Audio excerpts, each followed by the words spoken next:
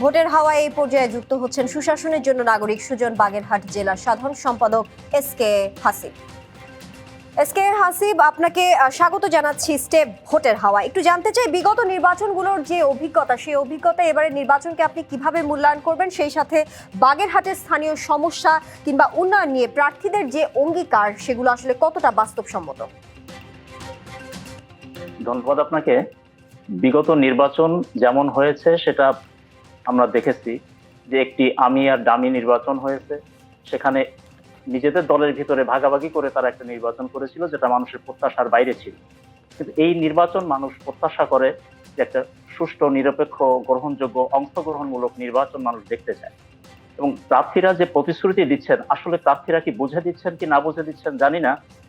যারা প্রার্থী হবেন তাদের কাজ হবে পার্লামেন্টে গিয়ে আইন প্রণয়ন করা, এবং তারা আইন প্রণয়ন করবেন সাধারণ মানুষের ক্ষেত্রে, রাষ্ট্রের যে জবাবদিহিতা সেই ক্ষেত্রে তারা কাজ করবেন। কিন্তু ওনারা যে প্রতিশ্রুতি দিচ্ছেন এগুলি আসলে একটি ইউনিয়ন পরিষদ বা উপজেলা পরিষদের চেয়ারম্যানদের যে বক্তব্য সেটা ওনারা দিচ্ছেন।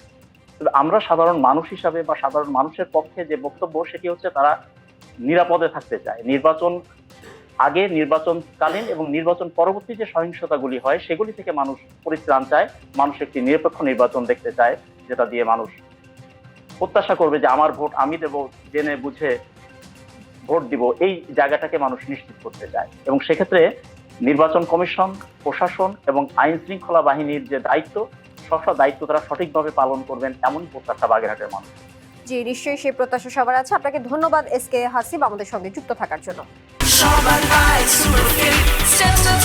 Super hit